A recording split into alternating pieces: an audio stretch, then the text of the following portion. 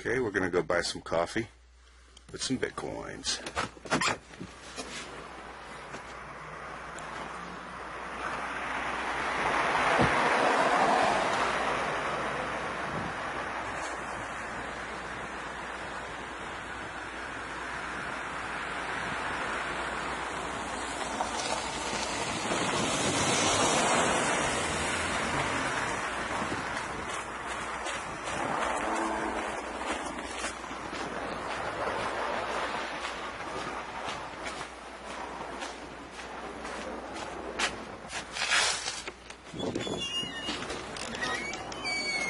Hi, we're here for you. 16-ounce coffee.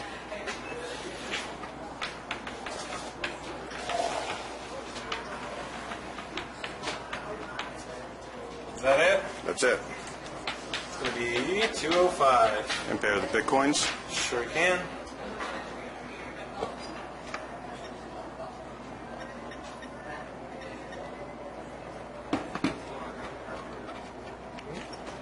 There you go.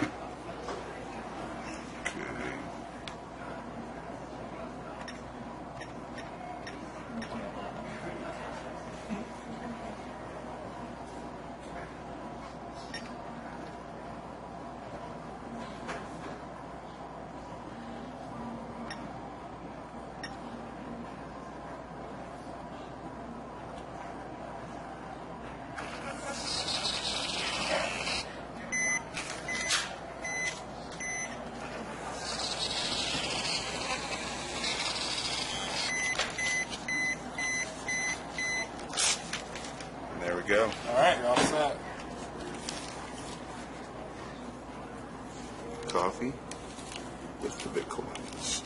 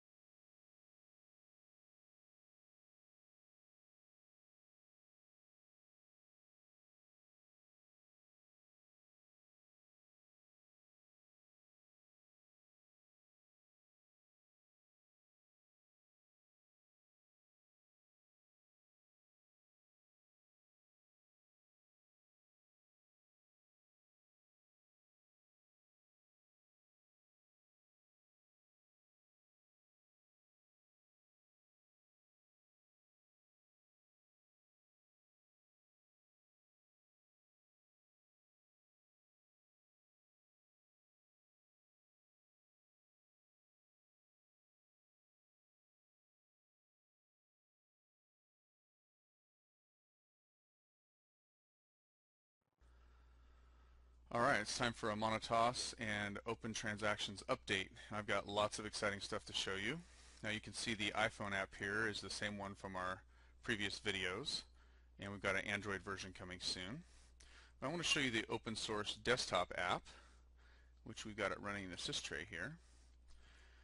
Here's the main window. Now this is the sort of transaction history and send and receive that you see in a lot of transaction apps, and you can see here that the desktop app has already sent some payments to the iPhone app, which I got running in a simulator, who has received them. Now let's say that I want to send a message to the iPhone app. Of course, we have end-to-end encrypted messaging. I'm just going to message the recipient. And I'm going to say, actually let's send this from fellow traveler, say. And I'm going to say, hey, don't I owe you for lunch from last week?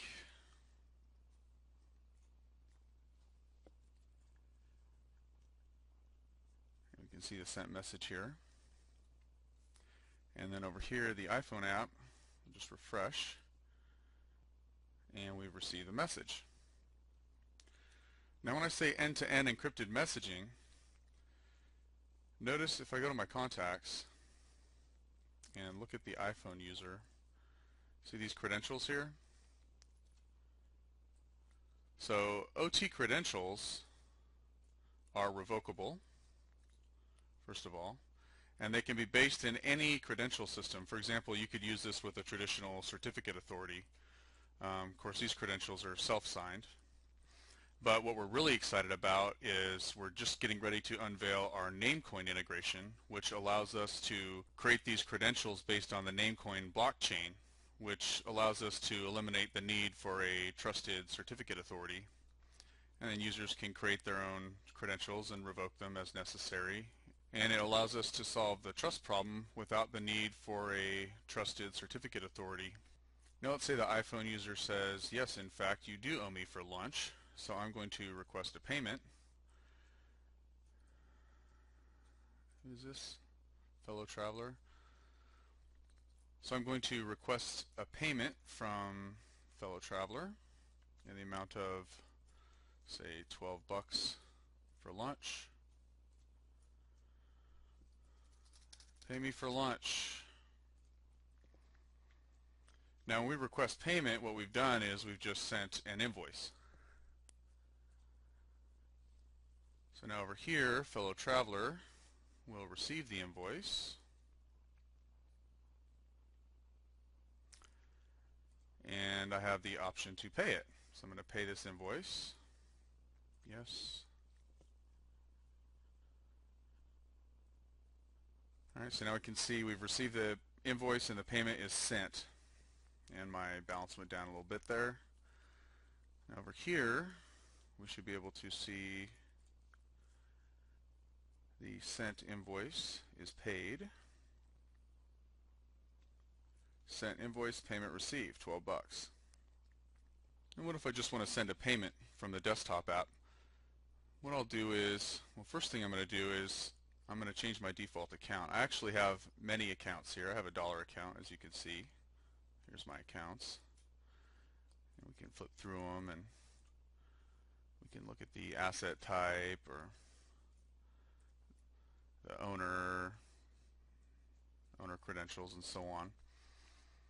What I'm going to do is I'm going to change my default account to fellow travelers Bitcoin. So now we've got fellow travelers Bitcoin, got a Bitcoin balance. And I'm going to go ahead and send a payment to the iPhone user. Let's say here's some Bitcoin. Let's say I'll send him a little over 1 Bitcoin. Now notice we can send a payment, which is like a cashier's check. We can also send a check or cash. That's the Chomean cash. I'll send that. Yes. Success. And notice my balance went down a little bit. Pending payment outgoing there. And the iPhone user can receive it. There it is, receive payment. And of course, now that he's received it, he's actually deposited the check, so to speak. So now this is no longer pending, it's going to be sent. Sent payment. We got some dollars and some Bitcoin over here, same thing, dollars and Bitcoin. Now I showed you we have the ability to send the Chomi in cash. What if I just want to withdraw or deposit? I can go to one of my accounts, say the dollar account, go to the cash purse. Here's my account balance. I can withdraw cash. Let's say I want to withdraw $99.01.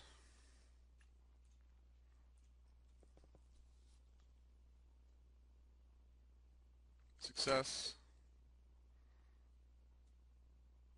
And here's our cash in our cash purse. Now one thing I can do is I can deposit it again, obviously. So let's say I want to deposit $20 in cash. Deposit, yes. Success. What if I want to export some cash and give it to someone out of band? Maybe I'm going to take, say, $25 and export it. Now you can export Chomi in cash to a recipient, in other words to a NIM, or to a passphrase. Let's try to a passphrase. Yes, I'm sure. So I'm going to use the passphrase blah.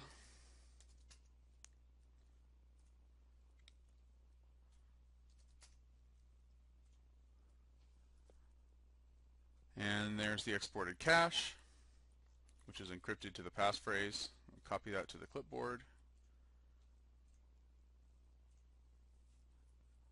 And now my cash balance has gone down a little bit, obviously, because I exported the cash. Now, what was that, 25 bucks? Let's say that Bob wants to import the cash. So we'll go to Bob's account. So he's got 52 grand and 47 cents. So let's say we go import cash.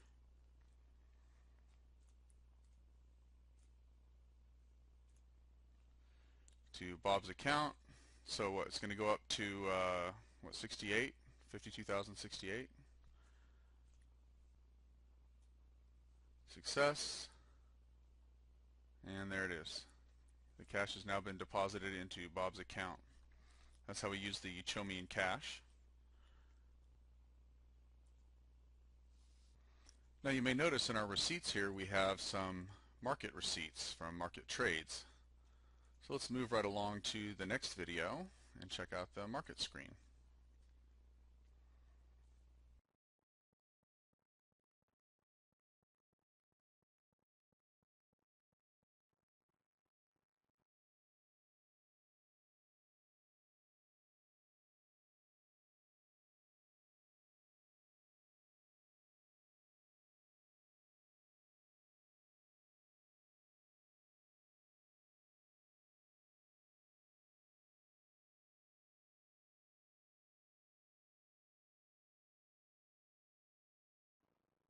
John Donahoe, CEO of eBay.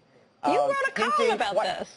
I know, hinting quite heavily that eBay may very soon start accepting Bitcoin. Wow. Listen to what he had to say. I think there's no doubt digital currency is going to play an important role going forward, and at PayPal we're going to have to integrate digital currencies into our wallet. So handicap it. How quickly do you think we're going to see Bitcoin in PayPal? Oh, I don't know. I can't give a specific time, but I think you'll begin to see Bitcoin used in different use cases, whether it's a peer-to-peer use case, a cross-border transaction, someone sending currency to someone else, and then over time you'll begin to see it with some merchants accepting Bitcoin. And I don't know how big it'll get, how quickly, but I do think the underlying theme of digital currency is something that we're aware of and we're going to pay attention to. You own any Bitcoin? Yes, I do. Personally? Yes, I do. What do you think it should be worth? I don't, you know, for me, I'm not buying it as an investment. I'm buying it to understand how it can be used. I think there are two sides of it, the investment side and then the digital currency side. I'm more interested in the digital currency side about how how you and I can exchange value seamlessly using technology. I got to tell you, I don't know if it's a Stockholm syndrome or what, but everybody that I talk to out here, and it's sort of, you get into it, really does talk about Bitcoin as the next big thing, and they believe it, and they mean it. It is not just some kind of fly-by-night thing that they're playing with. They are serious, and very big companies out here, very, very serious about it. The other topic, though, we talked to John Donahoe about is we talked about his competitor, Amazon, who's in that big fight with book publisher Hachette. Of course, they're in a battle. You can't get Mr.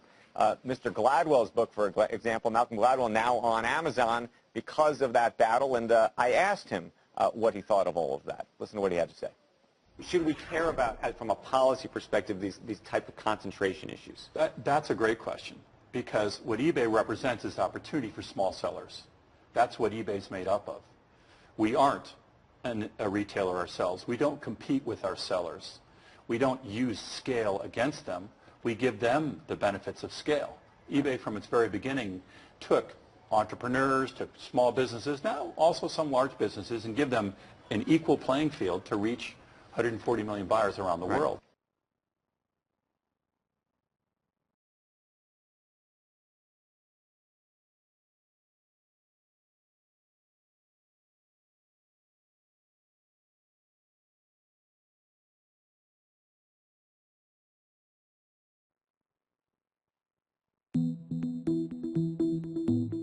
Hi, I'm Jeremy Allaire, the founder and CEO of Circle. Today, we're coming out of stealth and doing a public marketing launch of Circle, a new internet service for storing and using digital money. We're really excited to share all the details of what we're launching. Last year, we founded Circle with a vision of reinventing global consumer finance by building on Bitcoin and digital money, making money easier to use, more secure, and more powerful. We've been working hard on building a product that can bring in more mainstream users and moving beyond the speculative value phase of Bitcoin and into the utility value phase of digital money. Specifically, the promise of nearly instant, free, and more secure uses of money. With our product, we're building on the core benefits of Bitcoin with instant access to Bitcoin through deposits that instantly convert into digital money, with a truly free service with no bank fees, commission fees, or Bitcoin transaction fees, and a more secure model for mainstream users that leverages a multi-sig architecture to provide enhanced security around transactions, as well as a more resilient offline cold storage model. Finally, we're really excited to be able to offer free insurance from theft on all user deposits with Circle. Let's take a look. The first thing that you'll notice by looking at the homepage of Circle is that we're really trying to position this product to mainstream users. It's not about buying and selling and trading Bitcoin. It's about using digital money. It's about gaining the benefits of instant, secure, and free money storage and transfer. I'm going to go ahead over to my email here where I've received an invite from Circle. I go in and just need to confirm my email and enter a strong password. It's just going to verify my email.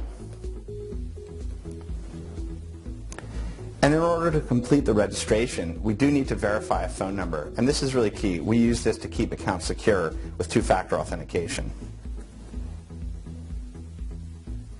We get this text message, and we just need to enter that security code. Once my phone has been verified, I just need to put a couple of security question answers in. And my account is instantly created. Now, the first thing you'll notice is that there's $10. Anyone who gets an invite now to the Circle release has access to $10 of digital money in Bitcoin right away. We want new users that are new to this to be able to get started and learn how to send that money digitally and learn how to make purchases. And so we're giving $10 to each new user. You can see a little recent activity feed which shows you that you received the $10 and a little link to a blog post. Now, what's important to understand is that anyone in the world can create a Circle account. And with that, they're able to store their digital assets, their Bitcoin, in a highly secure architecture, and then, of course, use it to send and receive and make payments. But what's really notable is we've built a highly secure architecture that uses a multi-sig architecture to provide additional layers of security around any transaction, whether it's an online transaction that's spending off of Circle's online systems or accessing funds that are in our offline cold storage vaults to bring into our online systems. All of those use that multi-sig architecture. Our offline cold storage vaults are in several geographically distributed locations with multiple layers of access control, monitoring, as well as armed guards. And so for a criminal to be able to try and get access to these funds, it would require an incredible effort of multiple simultaneously executed attacks on multiple locations, accessing those multiple keys to conduct a transaction to bring that back online. Now, what's also really important is that any deposits that you hold with Circle of your digital assets in Bitcoin are insured against theft. We're providing that insurance at no cost to users, and so it's a really safe and secure way to store your digital money. Now, of course, I've got this account created, but I want to make a deposit and add more funds to my account. And so to do that, I can just click Add Funds, and it's going to ask me to connect a bank account or credit or debit card to Circle. It's really easy to do that and link those accounts. So let's get started. I've just got to provide basic address verification.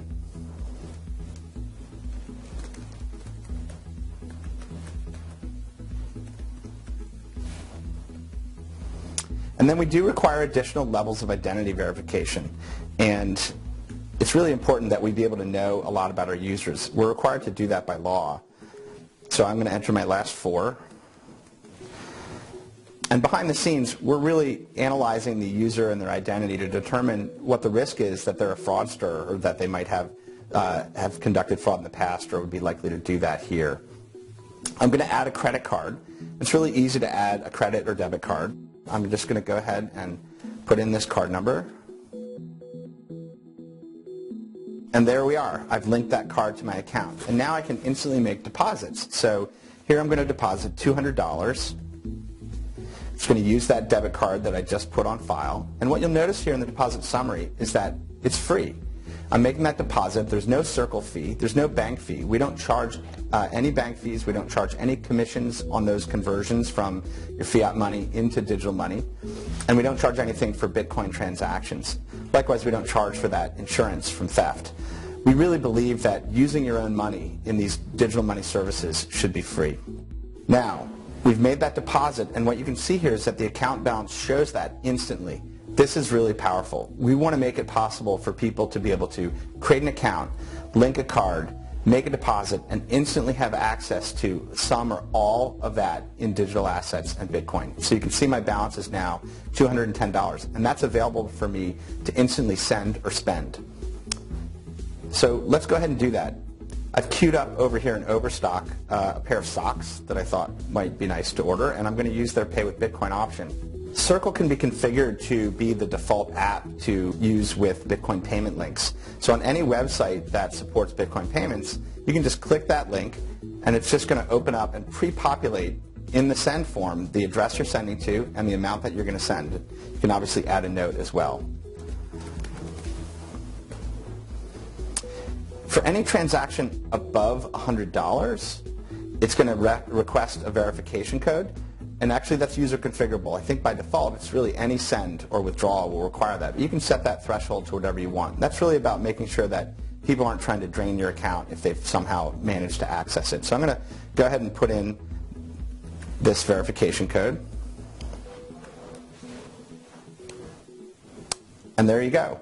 We just sent $23.65 to Overstock. My account balance has been adjusted, and you can see again in that activity feed that it's in the process of sending that $23 to that Bitcoin address, which is really great.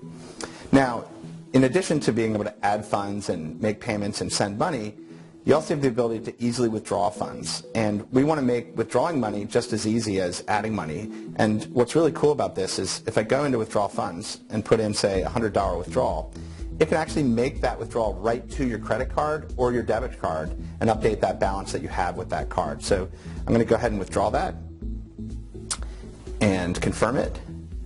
And there it is. We just withdrew $100. It's in the process of being sent into that Visa debit card, which is also really great. So if multiple people are using this, you can instantly add funds, have it converted into digital money, send that to other users, and then they can take it right onto their debit card account. We're really excited about what we've been able to build. We're really trying to make using digital money accessible to mainstream users and take advantage of the incredible power of digital money formats and networks like Bitcoin. We want to make it instant, secure, and free. We hope you have a chance to use Circle and sign up for an invite. Thanks.